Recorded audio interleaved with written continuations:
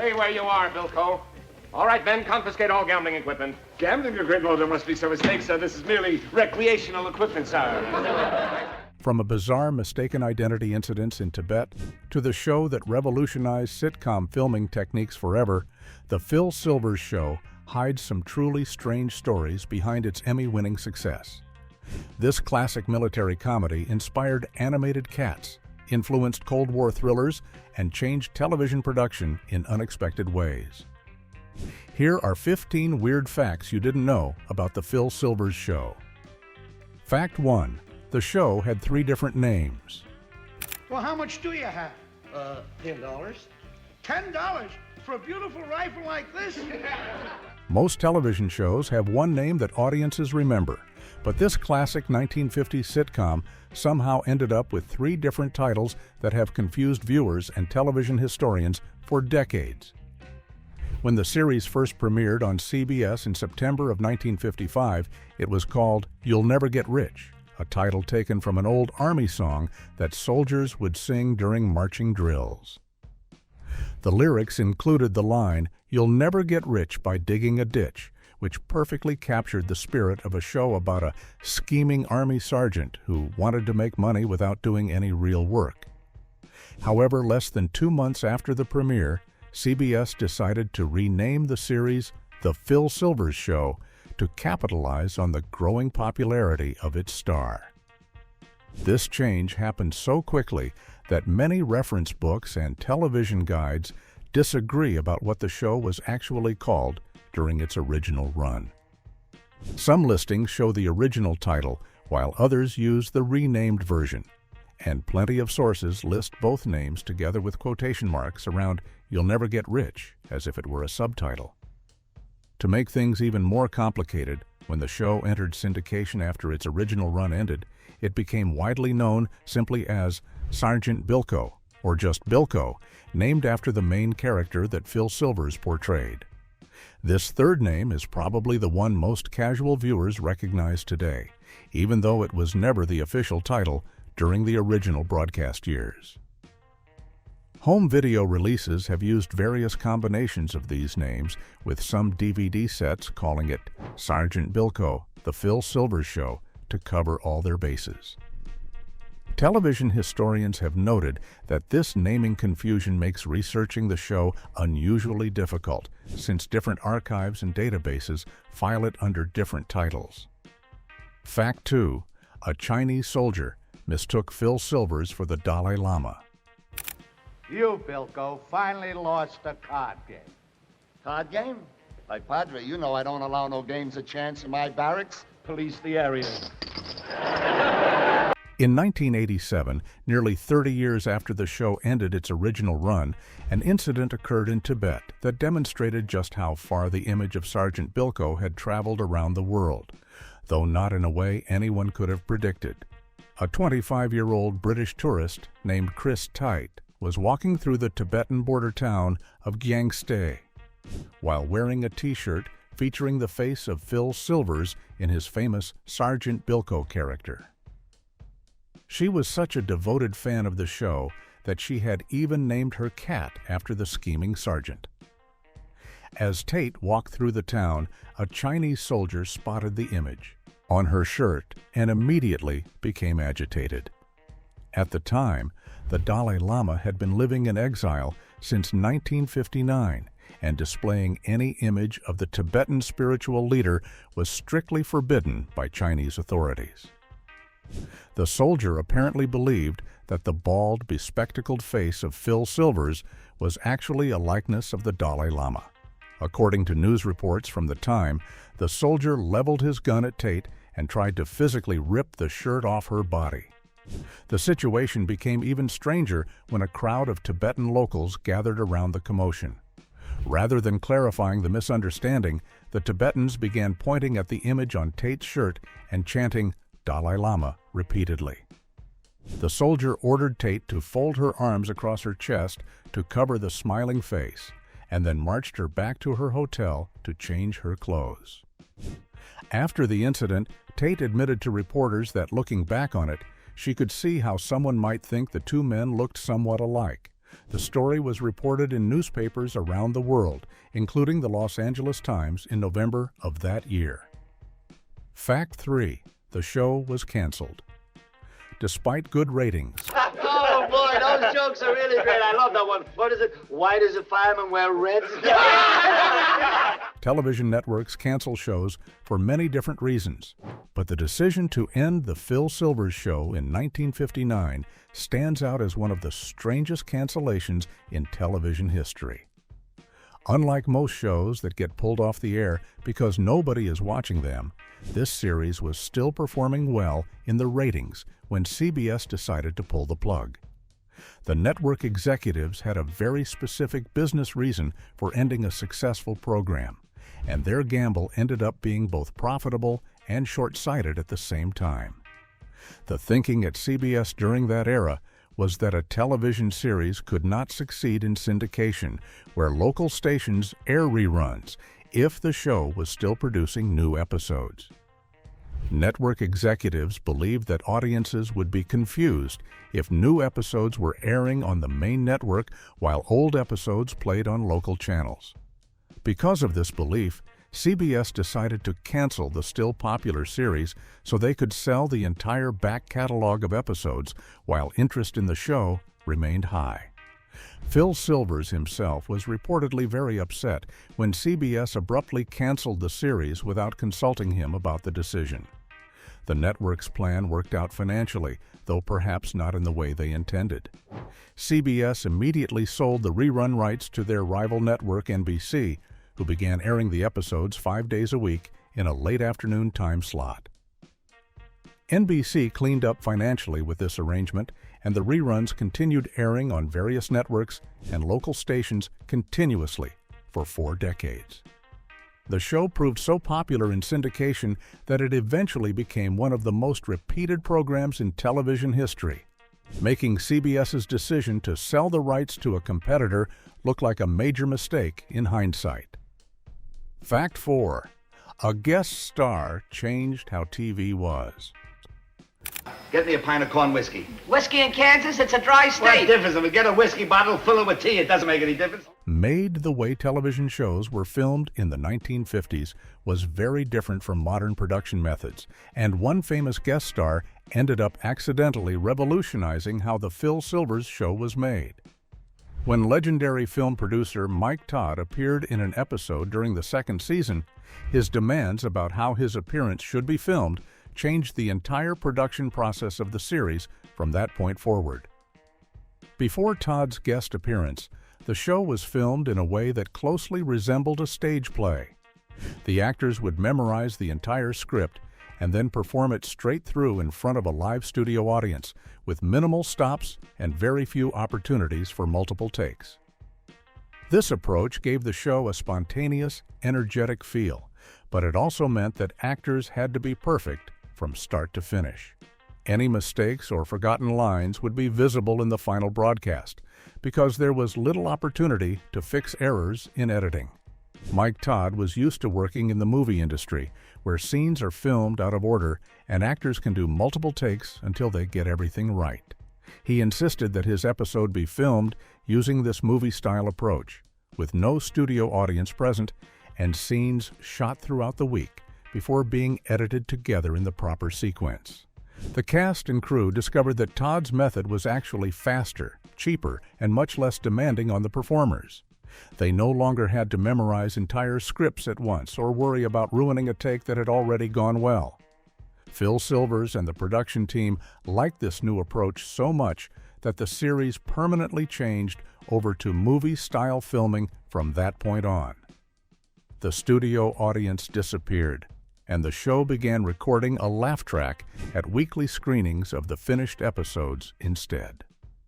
Fact 5. Paul Ford constantly forgot his lines. No gambling on the post for days. What is he up to? One of the biggest running challenges behind the scenes of the Phil Silvers Show involved one of its most beloved cast members, Paul Ford, who played the perpetually flustered Colonel Hall. While Ford was a respected Broadway performer with impressive stage credentials, he had a persistent problem that drove the cast and crew crazy throughout the entire run of the series. The actor was notorious for forgetting his lines right in the middle of scenes, leaving his fellow performers scrambling to keep the show going. During the earlier seasons, when the show was filmed like a stage play in front of a live audience, Ford's memory problems created particularly tricky situations. The cast could always tell when Ford was about to blank out because a very specific expression would come over his face. Phil Silvers and the other actors developed strategies for rescuing scenes when they saw that look appear. Silvers would quickly improvise dialogue that would remind Ford of what was happening in the scene, saying something like, "Oh, you remember, Colonel, the top brass is coming," to get Ford back on track. Once Ford received these verbal cues, he would pick up right where he left off, as if nothing had happened. The cast generally tried to stay in character during these improvised moments, but it was not always possible to maintain complete professionalism. According to those who worked on the show, it was usually the other actors in the scene who would break character and start laughing, which would ruin the take entirely. Despite the frustration Ford's memory issues caused during production, his performances as the befuddled Colonel Hall became one of the most memorable aspects of the series. His ability to portray a confused, exasperated commanding officer may have been helped by the genuine confusion he sometimes experienced on set. Fact 6. Maurice Gosfield was a real-life slob. Where's Doberman? Doberman! It's fine but delicious, sir! The character of Private Dwayne Doberman became one of the most popular figures on the Phil Silvers Show, an overweight, slovenly dimwit who was constantly falling for Sergeant Bilko's various schemes. What made the casting of Maurice Gosfield in this role so remarkable was that the actor was apparently playing a version of himself, though he did not seem to realize how similar he was to the character that audiences loved. When Gosfield first auditioned for the role, he showed up wearing a suit that was visibly stained with food, immediately demonstrating that he understood the character's disheveled appearance on a personal level. He also submitted a list of acting credits that production staff later discovered were mostly fabricated. Despite these red flags, or perhaps because of them, the producers recognized that Gosfield was a natural fit for Private Doberman and hired him on the spot. Working with Gosfield proved to be a consistent challenge for the rest of the cast. Like Paul Ford, he had trouble remembering even the simplest lines, which frustrated the performers who had to work around his mistakes. More troubling was his behavior off-camera, where his attitude reportedly became increasingly pompous and belittling as the show grew more popular. Phil Silvers later recalled that Gosfield developed what he called delusions about his own talent, seeming to believe he was naturally funny without any help from the writers. Silvers described Gosfield's self-image by saying the actor thought of himself as Cary Grant playing a short, fat man, and that he considered himself the most talented member of the entire cast. Despite these personality clashes, Gosfield's portrayal of Doberman became so popular that he received nearly as much fan mail as Phil Silvers himself. Fact 7. Character names came from sports heroes. Sergeant Bilko! What is it? What? The men are ready for roll call. Good boy. Take care of it.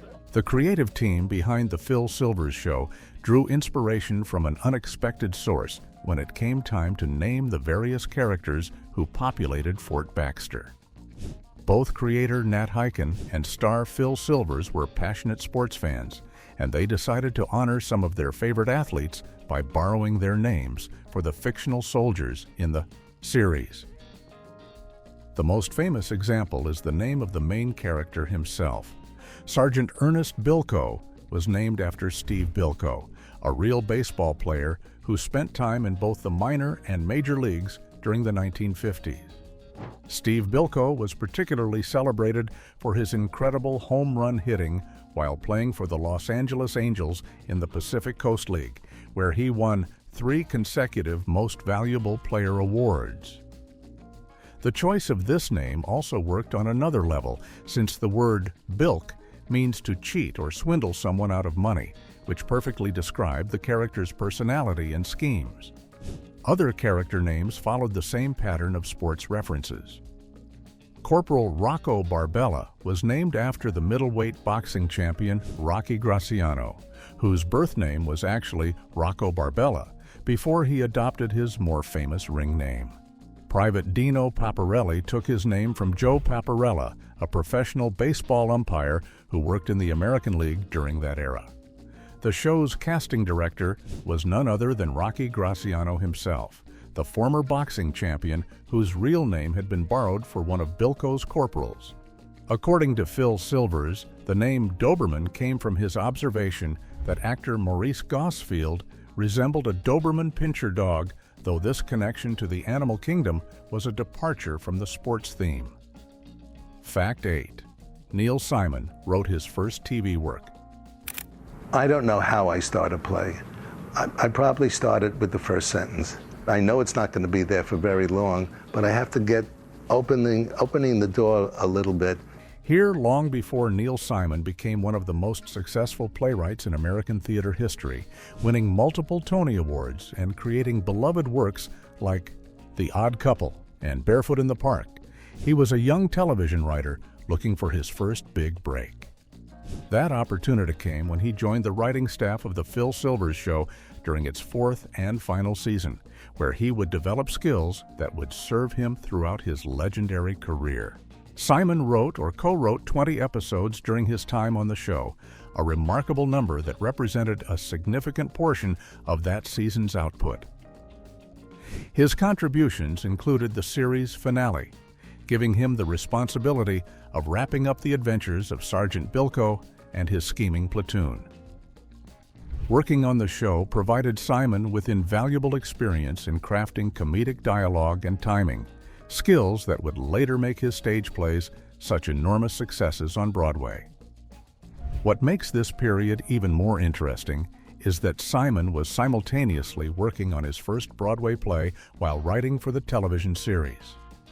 He was developing Come Blow Your Horn, which would premiere in 1961 and launch his extraordinary theatrical career. Fellow cast and crew members recall that Simon, who was known to colleagues as Doc Simon, was clearly talented, but had not yet achieved the fame that would later make him a household name.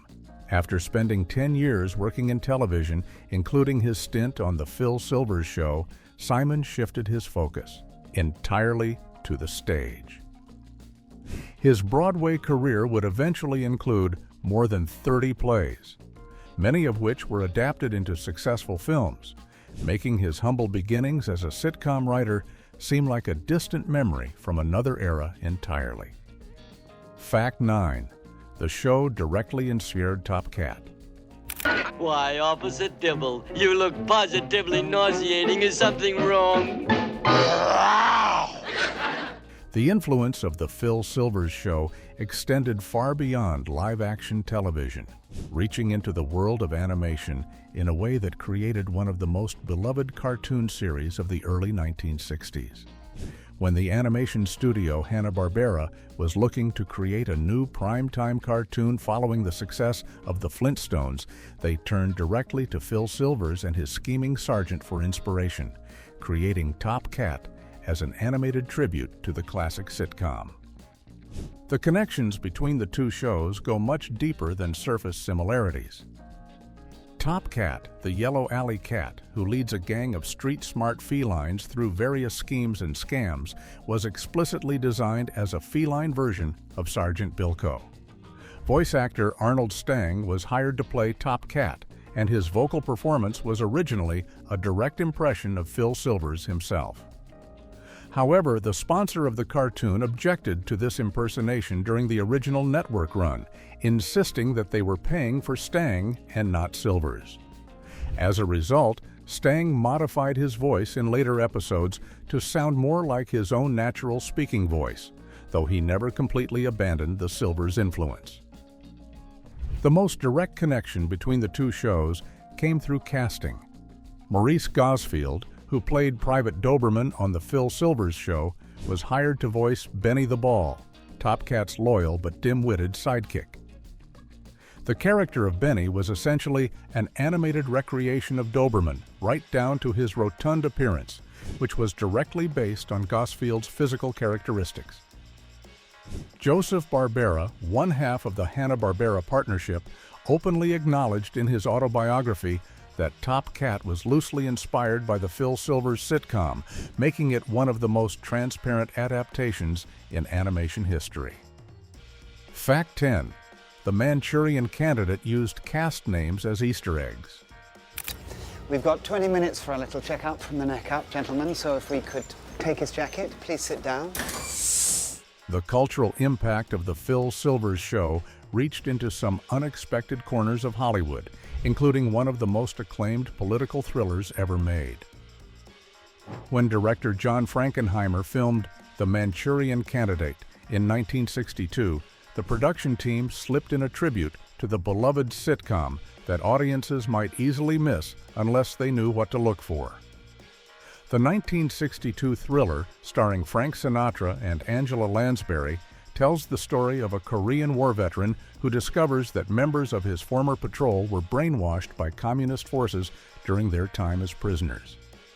Throughout the film, the members of this fictional patrol are referred to by name during various scenes, and eagle-eyed fans of the Phil Silvers show notice something peculiar about those names. The soldiers in the Korean War Patrol were named Corporal Alan Melvin, Private Silvers, Private Hyken, and Private Lembeck. Every single one of these names was taken directly from people associated with the Phil Silvers show. Alan Melvin was the actor who played Corporal Steve Henshaw on the sitcom, while Silvers obviously referenced the star himself. Hyken was the surname of creator Nat Hyken, and Lembeck came from Harvey Lembeck, who played Corporal Rocco Barbella. This hidden tribute appeared in both the film and the original novel by Richard Condon, on which it was based.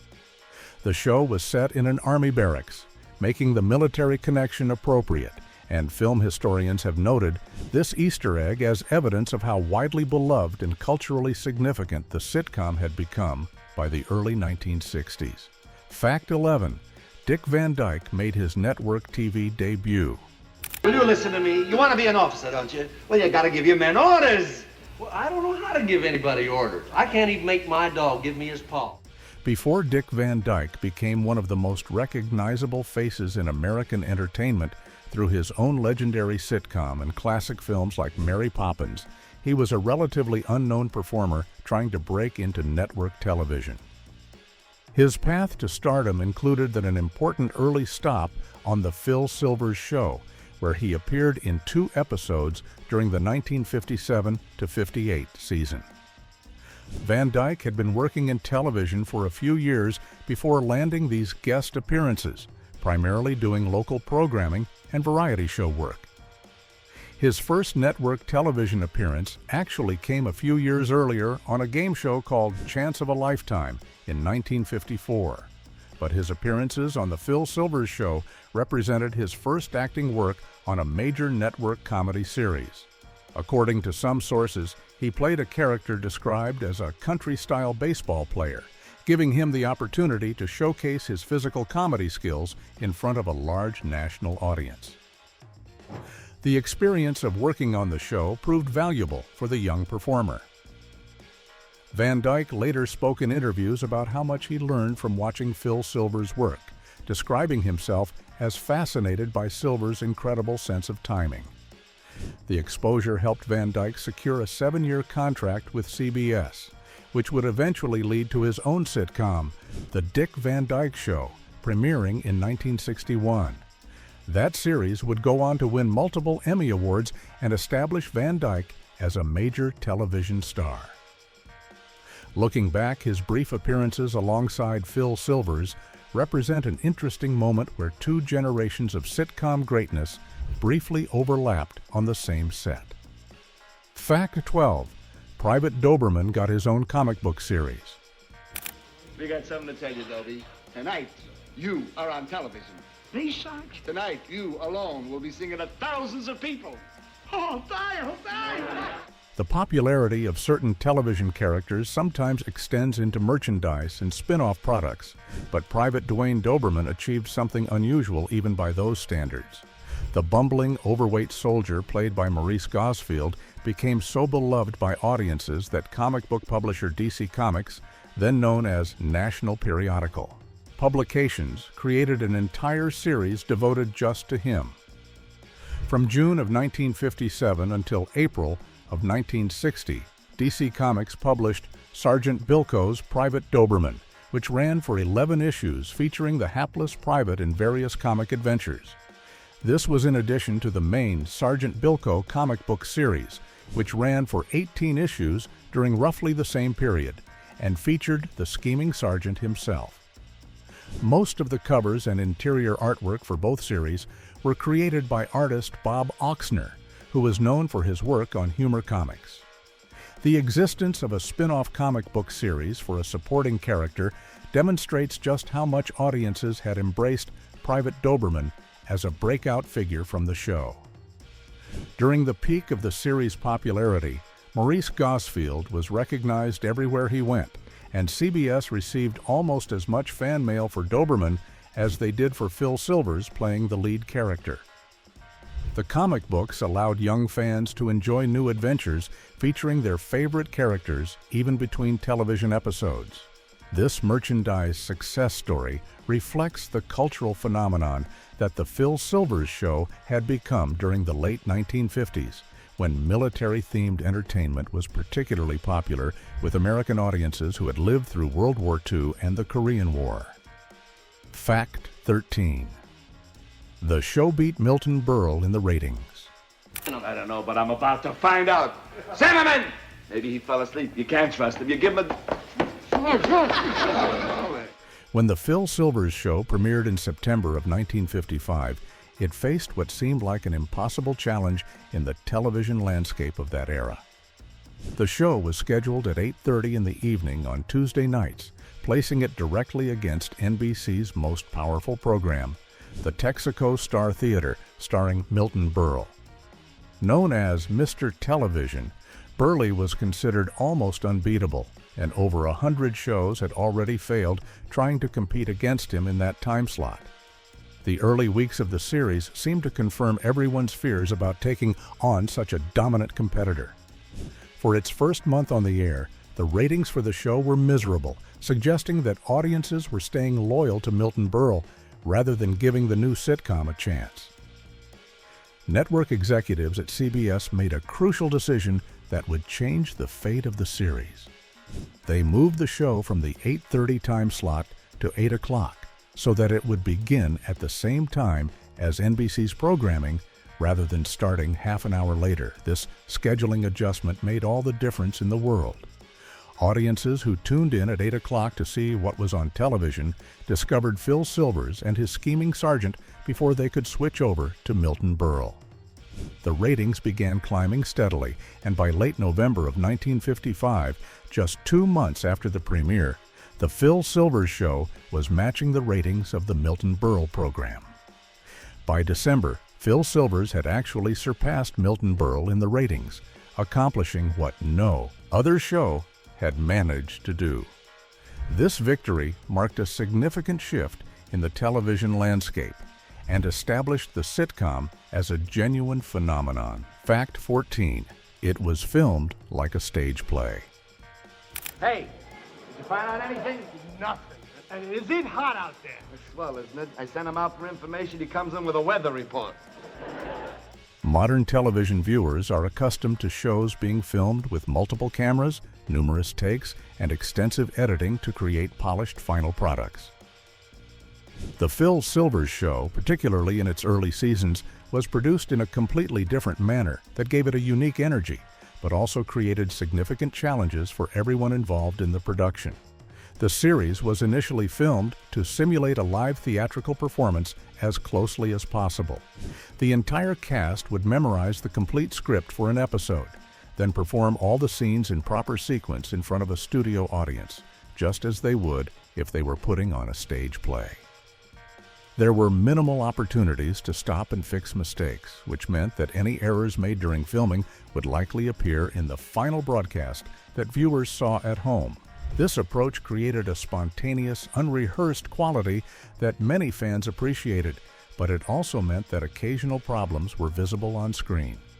Flubbed lines, awkward pauses, and moments where actors seemed uncertain about what came next would make it into the finished episodes. Perhaps most entertainingly, actors would sometimes break character and laugh at something that happened during a scene, ruining takes that had otherwise gone well.